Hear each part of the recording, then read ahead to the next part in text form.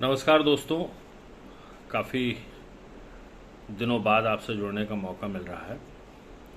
बीच में लगा कि आना चाहिए, क्योंकि दो दो बड़े मुद्दे जो हैं वो सामने थे, जिसमें वफ़ का एक मुद्दा था और वफ़ के बाद पश्चिम बंगाल में जो मुर्शिदाबाद में जो दंगे हुए वो एक मुद्दा था।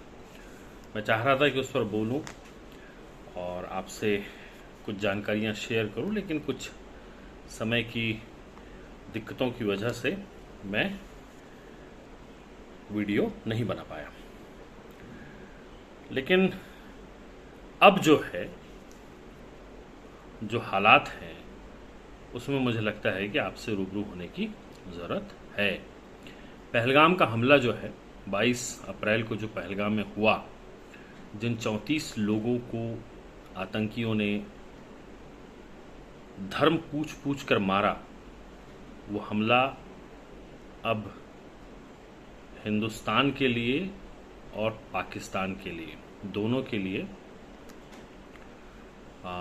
एक ऐसे मोड़ पर आ गया है कि आज ही मोदी की मुलाकात सेना के तीनों अध्यक्ष और सीडीएस डोभाल और रक्षा मंत्री राजनाथ सिंह सबसे मुलाकात हुई है।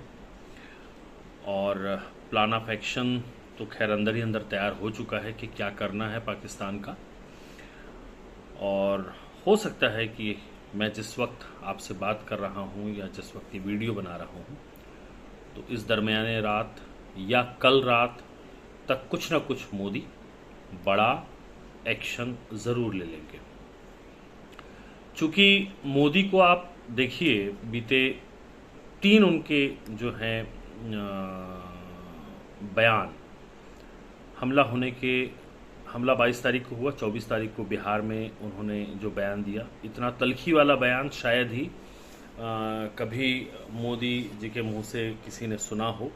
जिस तरीके की चेतावनी पाकिस्तान को मोदी ने दी, उसके बाद मन की बात में भी उन्होंने जो है बात कही 26 तारीख को, और आज तो खैर उन्होंने बहुत हल्के अंदाज में कहा, लेकिन जो बात कही वो ये कही कि बहुत कुछ करना है और बहुत कम समय में करना है। ये बात बड़ी चर्चित रहती है हमेशा कि मोदी जब भी कोई बड़ा कदम उठाते हैं तो उसको अपनी ही बातों में वो इशारे से कह देते हैं। ये उन्होंने खुद कहा था। तो हमारे सामने खासकर मोदी के शासनकाल के बाद जो पाकिस्तान पर हमले के 2 वो हैं, उड़ी और तुम्हारा पुलवामा जो हमला हुआ था, उसके बाद बालाकोट में और सर्जिकल स्ट्राइक और एयर स्ट्राइक हुई थी। तो ये 2 हमले हैं और इन दोनों को मोदी ने बड़ी चुनौती के साथ पाकिस्तान पर हमला करके पाकिस्तान को दिखाया। लेकिन इस बार जो बात है वो थोड़ी सी इससे ऊपर है, थोड़ी सी नहीं, बहुत ऊपर है।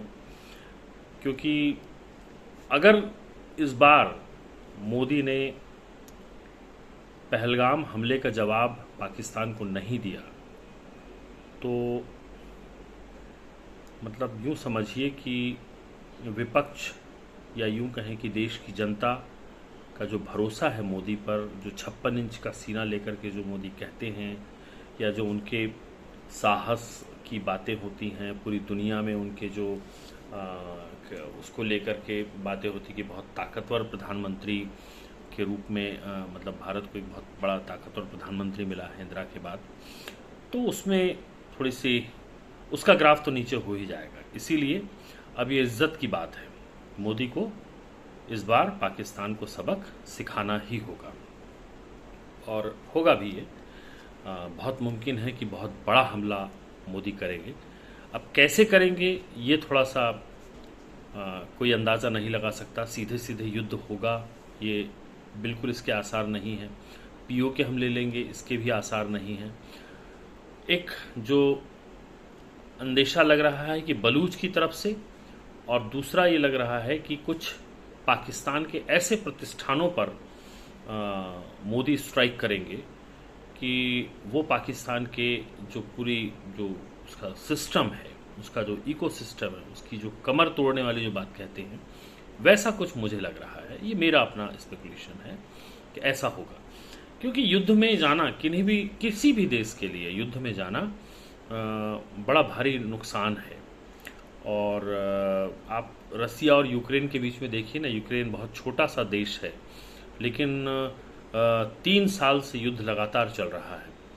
तो इस हालात को देखते हुए भारत और पाकिस्तान के बीच यदि ऐसा युद्ध होता है, तो ऐसा भी नहीं है कि हम पाकिस्तान को 10 दिन में ख़त्म कर दें। भाई, कारगिल जैसे युद्ध ने भी बहुत समय लिया। तो युद्ध ऐसे नहीं होते हैं, युद्ध बहुत उससे लड़े जाते हैं और बहुत लंबे खिंच सकते हैं, और ये लंबे खिंचेंगे तो कोई भी एक युद्ध जो है किसी भी देश की अर्थव्यवस्था को 10 से 20 साल पीछे ले जाता है। और मुझे लगता है कि ऐसे सूरत हाल में मतलब ये बड़ा कदम हो जाएगा। हालांकि मैं ये नहीं कह रहा हूँ कि युद्ध नहीं होना चाहिए, नहीं तो आप मुझे कांग्रेसी समझ लेंगे।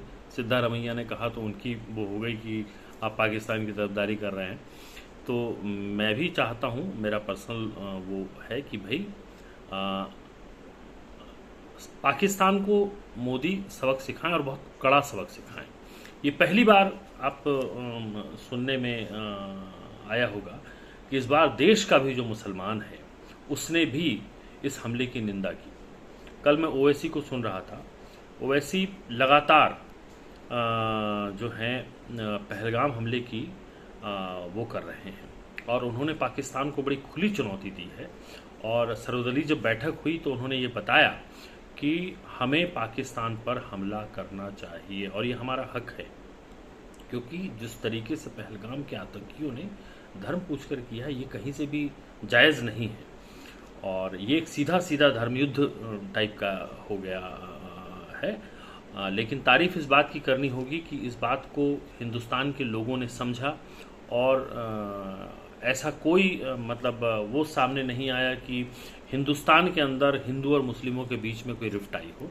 क्योंकि हिंदुस्तान के जो बड़े बड़े मुस्लिम नेता हैं, उन्होंने इस पूरे जो मसले को, और कश्मीर में भी जो मुस्लिम हैं और जो हिंदुस्तान के जो तमाम प्रदेशों में जो मुस्लिम हैं, उन लोगों ने इस हमले की जो है निंदा की है। उन्होंने कहा है कि नहीं, ये बहुत गलत है।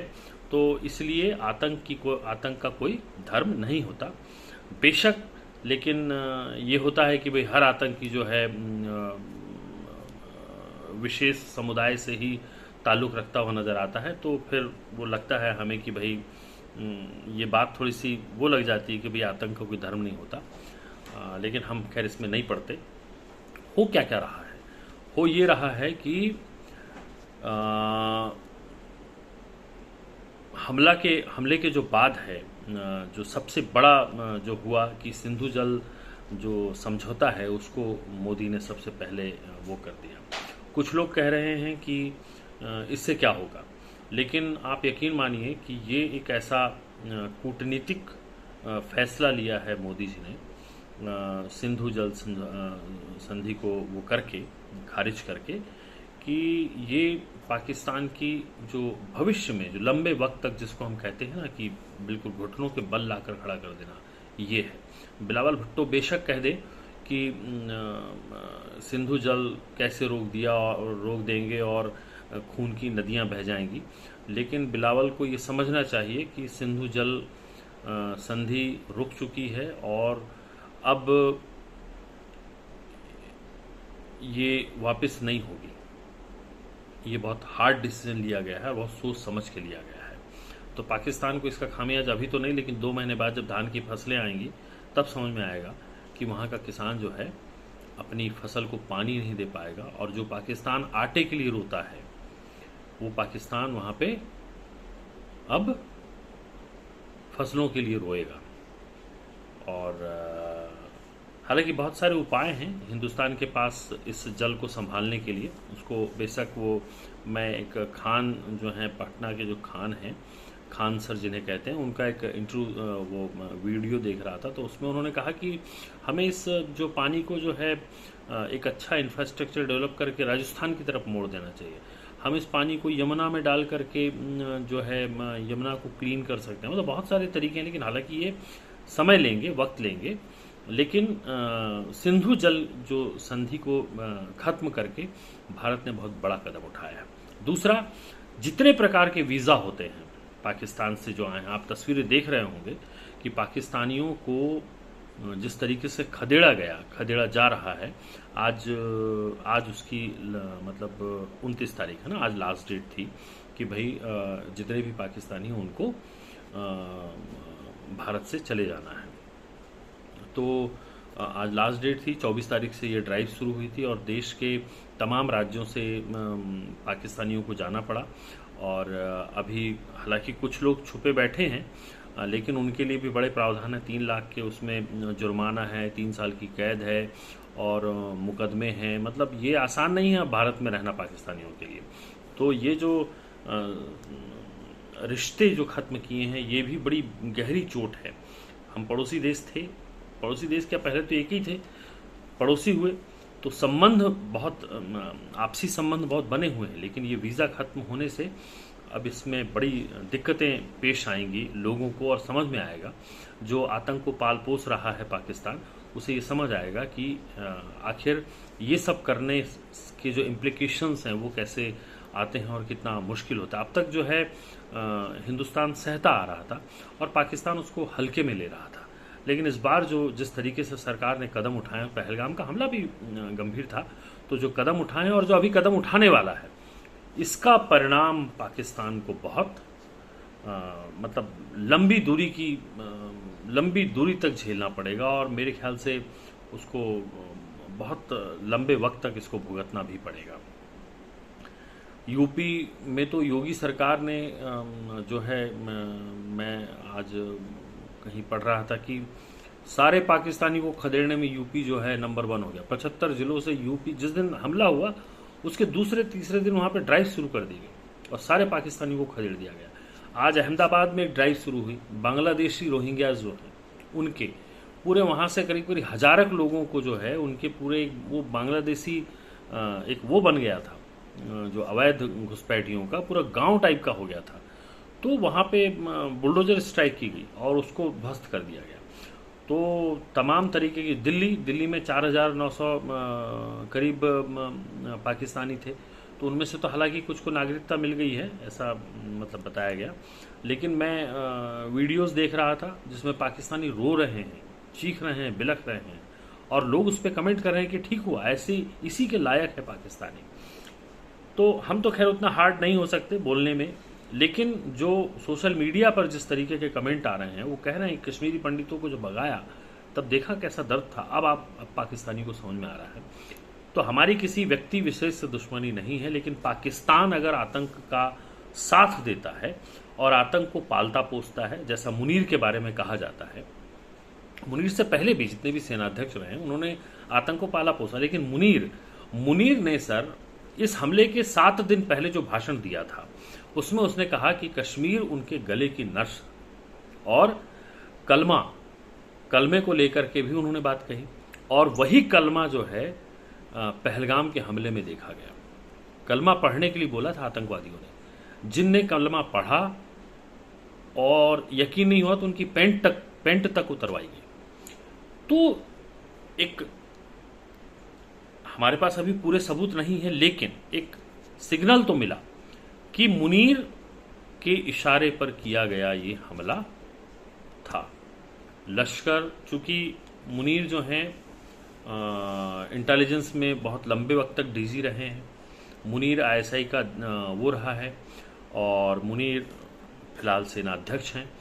तो मुनीर जो है उसके लिए बड़ा गुस्सा है, देश भर में गुस्सा है। और यहाँ तो एक मेजर आर्या कह के आपने नाम सुना हो, बहुत यूट्यूब पे बहुत चर्चित हैं आजकल, बहस में भी खूब बैठ रहे हैं। तो उन्होंने तो यहाँ तक कहा कि मुनीर का जो है, भारत को मुनीर का गला काट के लाना चाहिए। और इतना ही नहीं, मेजर आर्या ने एक निजी टीवी चैनल में भी ऐलान किया कि अगर हिंदुस्तान मुनीर का गला काट के ले आएगा तो मैं उनको अपनी सारी संपत्ति छोड़ने तैयार हूं उसके लिए। खैर, तो ये सब जो तमाम बातें चल रही हैं, बातों बातों के ज़रिए मैं आपको अपडेट देता जा रहा हूँ कि क्या क्या चल रहा है पहलगाम पे।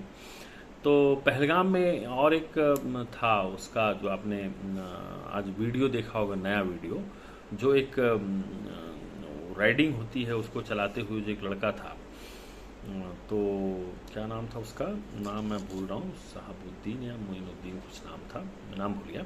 तो वो जो वो होती है ना जंपिंग, वो जो चलाते हैं रस्सी वाली, उस पे वो जो अल्लाह अकबर करके वो कर रहा था, और वो जैसी उधर से गोलियां चली और वो अल्लाह अकबर, उसकी नज़रें भी इधर उधर हो रही थी।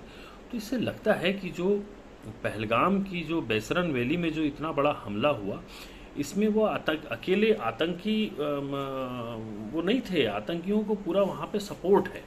हालांकि दो तरह की बातें हो रही हैं कि कश्मीर 370 के बाद अपनी राह पे चल रहा था और वहाँ पे अच्छी खासी रोजी रोटी हो रही थी, और आतंकियों ने कश्मीर पे हमला जो ये किया है वो सिर्फ, और पर्यटक पे जो हमला किया है, इससे वो चाहते हैं कि भाई कश्मीर फले और फूले नहीं, क्योंकि उन्हें पत्थरबाज नहीं मिल रहे हैं। भाई पैसा कमाने लगे ना वहाँ के युवा, तो पैसा कमाने लगे, धीरे धीरे उनकी आय बढ़ने लगी, धीरे धीरे लोगों का वहाँ होने लगा था, एक नॉर्मलाइजेशन में आ गया था, कश्मीर लोग घूमने जा रहे थे, और इसी चीज़ को आतंकी रोकना चाहते हैं, डराना चाहते हैं, ताकि वहाँ की जो पीढ़ी है वो बिल्कुल वो गुर्बत में रहे, ताकि उनको आतंक की राह पे लाया जा सके। मतलब किस तरीके का ब्रेन काम करता है इन सब नफ़रती और जिहादियों के दिलो दिमाग में, ये वाकई एक आम इंसान की समझ से परे है। तो ये एक बड़ा वो है, अभी मुठभेड़ भी चल रही है, लेकिन इन सब चीज़ों के बीच में जो पहलगाम का हमला है, ये बेशक ठीक है, ये जो हुआ वो तो गलत हुआ, लेकिन इसमें बहुत बड़ी जो चूक है वो इंटेलिजेंस की चूक है। और मैं कहूँगा कि बेसरन वैली और जम्मू कश्मीर का जब इतना संवेदनशील इलाका था, तो उस वैली में सिक्योरिटी गार्ड्स और वहाँ पे सेना के जवान क्यों नहीं थे? ये एक बड़ा सवाल जो विपक्ष ने उठाया है, कांग्रेस ने भी उठाया है, और सब उठा रहे हैं, और ये सरकार को सुनना पड़ेगा। बेशक आप इस हमले के बाद जो भी रिटेलिएशन में जो भी करें, उसमें तारीफ मिले आपको नहीं मिले वो अलग बात है, लेकिन जो चूक हुई है उसको सुनना पड़ेगा, और ये बड़ी चूक हुई है। इस तरीके से जम्मू कश्मीर में वहाँ पे हज़ारों की तादाद में पर्यटक आ रहे हैं, और वो खुली मतलब वैली पूरी खुली है, वहाँ पे कोई सिक्योरिटी नहीं, कुछ नहीं। ये बात सामने आई कि वहाँ पे जो गोली मारी गई, तो कुछ लोगों की मौत तो खून के बहने से हो गई। यदि उनको समय पे इलाज मिल जाता या समय पे मेडिकल असिस्टेंस मिल जाता, तो हो सकता है कि वो लोग बचाए जा सकते थे। तो ये तो हाल था वहाँ पे। तो ये कैसे, इसको इतना वो छोड़ दिया गया, इतना लाइट कैसे ले लिया गया, या ऐसा कैसे समझ लिया गया कि हम जम्मू कश्मीर में टेरर फ्री हो चुके हैं, या कोई आतंकवादी वहाँ पे वो नहीं कर सकता? ये सोच कैसे हो गई? और ये मतलब ये बड़ा एक गंभीर सवाल है। तो ये विपक्ष इस पे सरकार से सवाल पूछ रहा है, और पूछेगा भी, क्योंकि अभी मामला गर्म है। 7 दिन हो चुके हैं, आज 7वां दिन है, मंगलवार ही था। उस दिन करीब 3 बजे हमला हुआ था। 3 सैनिक मतलब जो सर्विस वो हैं, सर्विस जो इंडियन नेवी में और उसमें थे, तो 3 सर्विस क्लास के लोग उसमें मारे गए, उन 26 लोगों में। वो एक और बड़ा वो है। तो इस तरीके से, और मैं इस पूरे घटनाक्रम में अब इंतज़ार कर रहा हूँ कि भाई मोदी इस पूरे हमले का बदला कैसे लेंगे, क्या करते हैं, ये थोड़ी सी देखने और वाली बात होगी। और जैसे ये होगा, मैं एक बार फिर वीडियो के ज़रिए आपके सामने आऊँगा, है ना। 19 मिनट का वीडियो हो गया ऐसी हल्की फुल्की बातों के ज़रिए, लेकिन ये गंभीर मुद्दा है, और इसमें आपस में नफ़रत फैलाने और सोचने की ज़रूरत नहीं है। आतंकियों का कोई वाकई धर्म नहीं होता, और होता भी होगा तो एक बहुत ही छोटा सा धर्म है ये इनका, जिनको भटकाया जाता है। इन युवाओं को भटका दिया गया है, ये लश्कर, ये हाफिज़ सईद और ये सब जो लोग हैं। मूसा नाम का व्यक्ति बताया जा रहा है जो मास्टरमाइंड है, वो लश्कर का है। और वो जो मूसा है, पूरा नाम याद नहीं आ रहा है, मूसा नाम सामने आया है, जिसकी फ़ोटो मतलब वो निकली है। और इस पूरे पहलगाम हमले का जो मास्टरमाइंड है वो मूसा लश्कर का आतंकी है और सेना में भी रह चुका है। और सेना में रह चुका है इट मीन्स कि वो मुनीर से भी कनेक्टेड है। तो ये सब पूरी एक चौकड़ी है जो लश्कर को सपोर्ट करती है। आईएसआई है, लश्कर है, पाकिस्तानी सेना है। अब ये पूरे तार आपस में जुड़े हुए हैं और ये आतंक को पाल पोसने वाला पाकिस्तान जो है लगातार न्यूक्लियर हमले अटैक की धमकी भी दे रहा है। अच्छा, बड़ी हैरानी होती है, छोटा सा देश है हम और हिंदुस्तान से मतलब कॉन्फिडेंस तो मानना पड़ेगा पाकिस्तान का, कॉन्फिडेंस तो है भाई। और ये गजब का कॉन्फिडेंस है कि भाई हम तोड़ देंगे, फाड़ देंगे, मतलब ऐसा टाइप का मामला है।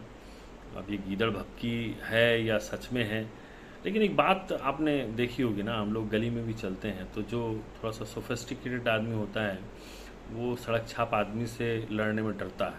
उसको लगता है क्या पता यार ये आकर के 4 चमाटे मार के चला जाए। पाकिस्तान के साथ ऐसी ही हालत है, उसके पास खोने के लिए कुछ नहीं है, हिंदुस्तान के पास खोने के लिए बहुत कुछ है।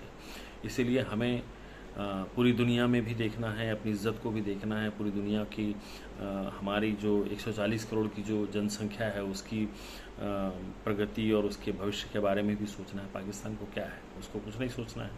वो वाकई मतलब हिंदुस्तान ने अटैक किया और वो जैसा कहता है कि भाई 170 के करीब उसके पास न्यूक्लियर बॉम्ब्स हैं। हालांकि किसी देश को 170 तो इतने हैं कि भाई पूरा एशिया उसमें नब जाएगा, लेकिन किसी देश को बर्बाद करने के लिए 2-4 ही न्यूक्लियर बम बहुत होते हैं, पीढ़ियों तक याद रखती हैं। जापान की हिरोशिमा का जो परमाणु हमला था वो तो सबको याद ही है, मालूम ही है, नागासाकी और हिरोशिमा वाला। तो ये सब बातें हैं सर। और बाकी नज़र बनाए रखिए, आजकल खबरों में पहलगाम ही चल रहा है और ये पहलगाम के चक्कर में जो वफ़ का मुद्दा था वो तो बिल्कुल साइडलाइन हो गया। कहाँ का विरोध, कहाँ का प्रदर्शन, कुछ नहीं, है ना। तो कभी कभी मतलब एक वो भी लगता है कि कहीं वफ़ को साइडलाइन करने के लिए एक नया मुद्दा आ गया क्या, एक किस्मत कहें या किया गया है। मतलब बड़ी बुरी विकट स्थिति है भाई। आरजेडी के शक्ति यादव ने तो कह ही दिया कि ये हमला जो है करवाया गया हमला है, भटकाने की साजिश है। तो तमाम चीज़ें हैं, बातें हैं, लेकिन कोई इतना बेरहम और कोई सरकारें इतनी बेरहम नहीं हो सकती हैं कि अपने ही नागरिकों की इस तरीके से हत्या करवाएं। पुलवामा के हमले को भी साजिश एक बार बता दिया गया था कि भाई पुलवामा का जो हमला हुआ था उसमें जो सैनिकों की जान गई थी वो 2019 के कब हुआ था, तो उसके इलेक्शन में जीत के लिए पुलवामा का हमला किया गया। तो ये सब बातें मतलब जो माइंड्स में लोगों के आ जाती हैं, लेकिन माइंड का क्या है, आ जाती हैं तो आ जाती हैं। तो ये सब चीज़ें हैं। तो इंतज़ार करिए पाकिस्तान के लिए। और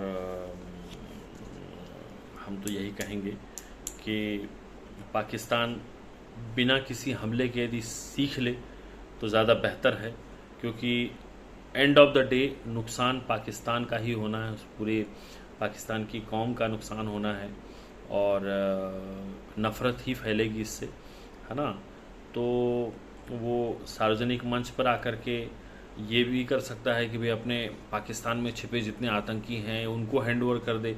कोई ऐसा रास्ता भी हो कि जिसमें युद्ध के हालात ना बने या किसी हमले के हालात ना बने, वो सरेंडर मोड में भी आ सकता आना चाहिए। मतलब मुझे ऐसा लगता है कि पाकिस्तान को सरेंडर कर देना चाहिए, अपने यहाँ के जो आतंकियों को छुपा रखा है उनको सौंप देना चाहिए। लाइए हम आपको सौंपते हैं, साले इन आतंकियों ने जो हमला किया है इनको ले जाइए, आप मारिए इनको और सरेआम लाल चौक पर फांसी दीजिए।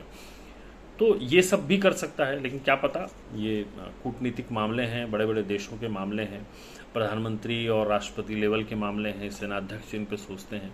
हम तो छोटे से एक आम व्यक्ति हैं, तो हमारी सोच और उनकी सोच में बड़ा अंतर होता है कि वो लोग इसको, इन सब चीज़ों को कैसे देखते हैं और हम लोग उसको अलग तरीके से देखते हैं। हमारे लिए एक जान की बहुत कीमत है और उन लोगों के लिए हज़ारों जानों की कोई कीमत नहीं है। सत्ता ये बला है। खैर चलिए, बहुत बड़ा वीडियो हो गया है और स्वस्थ रहिए, मस्त रहिए। Good night.